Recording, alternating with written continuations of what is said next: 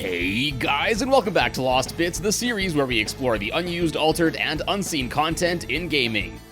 Today we'll be diving into a game I just recently got into, Cult of the Lamb, the roguelike, Zelda-esque game where you adventure around, get to lead your own cult of little fellas, and make them mine resources, pray, and eat poop. Yeah. Anyways, I've been really enjoying this game lately and I wanted to give it a go on my channel, so if you do enjoy this video, a like below is super appreciated. Anyways, with all that said, let's go check out some Cult of the Lamb Lost Bits. Alright, so to start, the developers of Cult of the Lamb, Massive Monster, have actually shared some very early footage of the game in response to some of the recent discourse around the GTA 6 footage that was leaked around the time of making this video.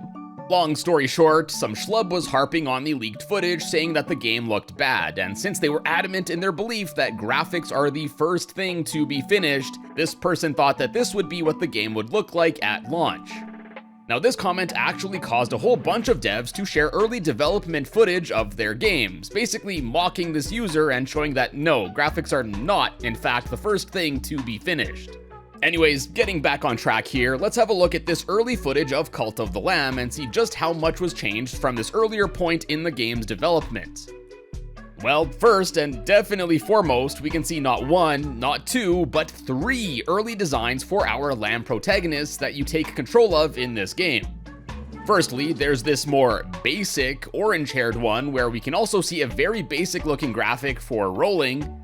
Then there's this one that appears much less like a lamb and more so like a demon, complete with the classic demon tail and of course the pitchfork, can't forget the pitchfork. And then lastly, once again rocking a pitchfork, there's this section of the video in which the character appears more like a rabbit than a lamb and also has a little spiky bat fella in tow. Now in the current release, you can't change the animal that you play as or even what color your wool is, and basically you can currently only change your fleece or poncho thing that you wear.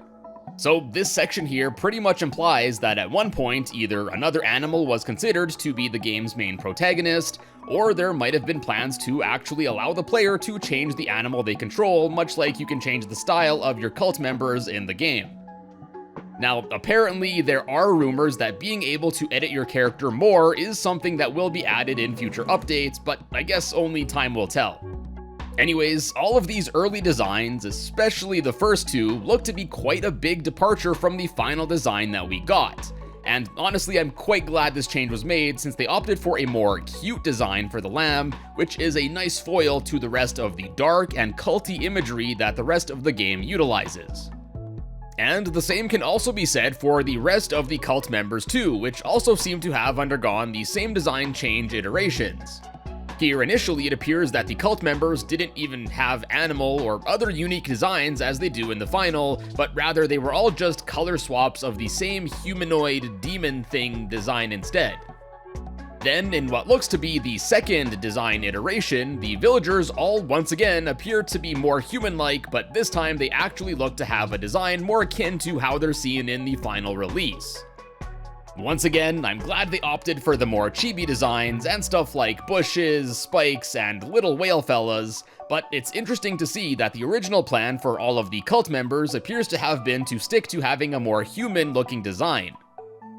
Then next, here we can of course see much earlier graphics for a bunch of other stuff including the grass, trees, ground textures, and more. And of course, as we can see, the whole game is seen at a different angle in this early footage, as it appears to have originally had a more top-down view compared to the more isometric view that we got in the final release.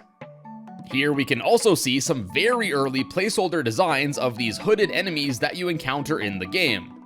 In the early footage, they're seen lacking their hood and sporting a little spear. I honestly really like this early design. They're simple, but I think they work quite well. Then, moving on to the cult village area, it too has seen some massive design upgrades. First of all, in this version we can see this early design of the tents where they appear much bigger than how they appear in the final cut.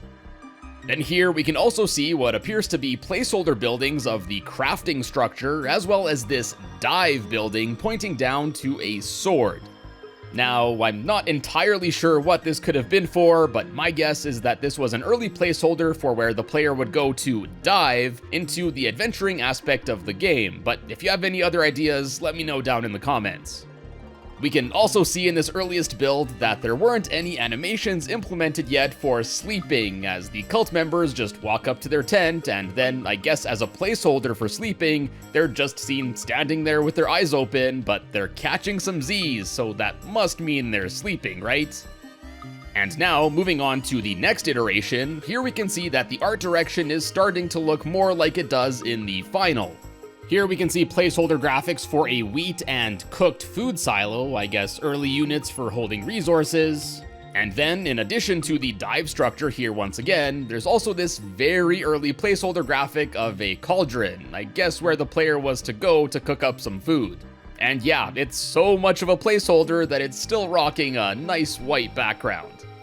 Then, the next upgrade to the graphics here, we can see that the grassy floor gradient was changed for just beige, I guess to make the area seem more ethereal or something. A bunch of the graphics were upgraded, including this farm associated with the wheat silo, as well as a field where you could grow eyes. Oh, sorry, that's wheat. My bad. The cooked food sign was upgraded, the cauldron is gone, but the dive structure appears to have been replaced by what looks to be a portal of some sort, only solidifying my theory that this was the original way of warping to the adventure sections in the game. And then there's also this deer silhouette thing here too. Not sure what function it would have served, but one of the cult members seems to be working on it in some way here. I guess the biggest takeaway from this section though, at least in my opinion, is that it appears that initially the villages were planned to use a vertical grid compared to the angled one that was ultimately decided on. Now, that's a whole lot of cool changes and all, but one of the biggest ones seems to be a scrapped feature where you could have a little companion buddy following you around. I mentioned the little bat thing or whatever this is earlier that you could have tethered to you in the combat areas, but in this earlier footage we can also see this little cat-like fella too. Not only would having a companion be super useful in combat to help you out, but come on, how could they scrap this? Now, I'm assuming having little cats like this wouldn't make sense since the cult members can be cats themselves, but still, I hope they add companions like this in a future update, or if not, at least these guys, even if they don't do anything. It was super cool of the devs to give us a glimpse into the earlier development of this game in this video that they tweeted out. I hope they continue to show more early stuff, and it's a long shot, but I'm really hoping that some of these early versions are made publicly available at some point too. Now that's a bunch of the pre-release stuff, but now let's move on to some of the unused content that's just found kicking around in the files of the current release of Cult of the Lamb. For starters here, there's actually some sections in the code that reference a pair of scrapped mechanics. Firstly, there's coding for lighthouse fuel as well as lighthouse fire out again. Now if you've played this game, this obviously refers to the lighthouse in Pilgrim's Passage where you sauce 15 units of wood to fuel it. In the final game, you just fuel it once and it keeps going forever, but this code suggests that the fire would go out and you would have to refuel it at least once. Then secondly, there's also reference to the player's arrow count in the code, which is speculated to be part of a scrapped mechanic where the player could use a bow and arrow as a weapon. Now this might have been scrapped since the secondary attacks already mostly serve as ranged weapons as it is. Now next up, in the unused audio department, there's one unused audio test file simply titled Espanol. Yes, it's actually misspelled like that. Anyways, as you might expect from an audio test file named as such, this file is just a clip of a text-to-speech bot saying, "This is a test in Spanish." Go figure. Esto es una prueba en español. And now, last up for this video, we also got a few graphics left over in the game that go unused. First up, we have Fish Pond Cellar, which, based on the name and similar look, appears to be an alternate version of the fella in the lighthouse that would have likely been either one of the shop guys here. Then next, there's an incredibly low-resolution image that's apparently a screenshot as it's titled Testing Screenshot. And if you squint hard enough, you can make out that this appears to be a screenshot of the player giving a sermon, I think. Then next up, we got not one, but two early placeholder potion jar graphics titled Glass Test Potion and Potion Jar respectively. They both appear really unfinished, but this one looks even more unfinished, I think. Then next, there appears to be a whole bunch of unused graphics for an also unused sewer area in the game.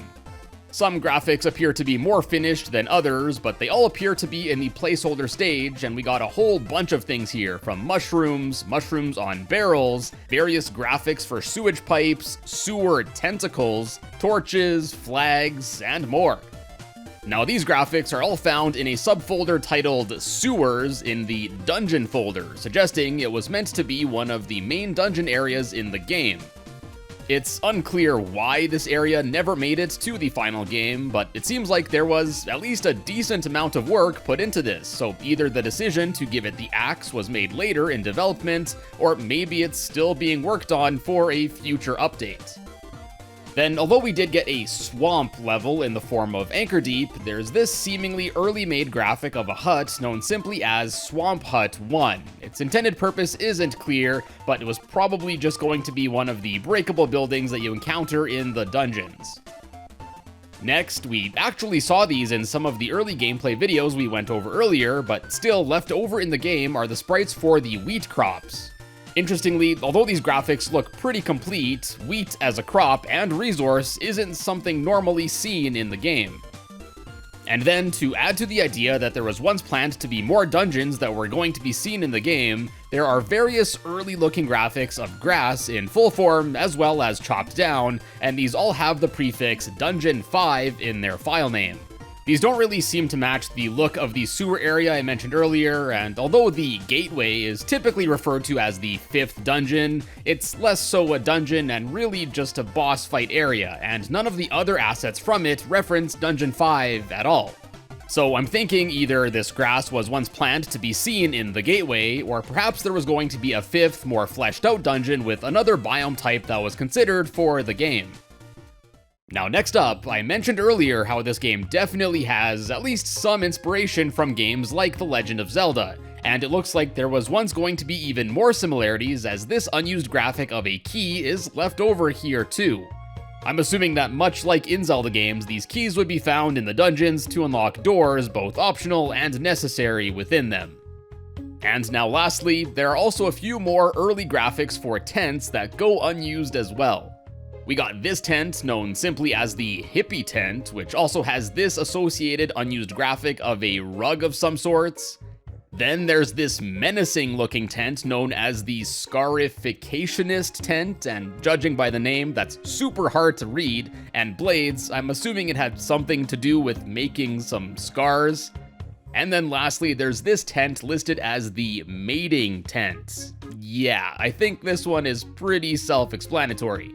Now, ultimately, no such mating mechanics ever did make it to the final cut, I guess leaving this tent unnecessary. No mating?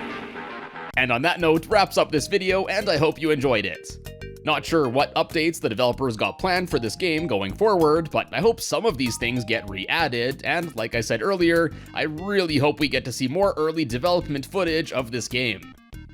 Anyways, if you enjoyed this video, check out some of my other Lost Bits videos I've made, and be sure to subscribe to find your way back here in the future.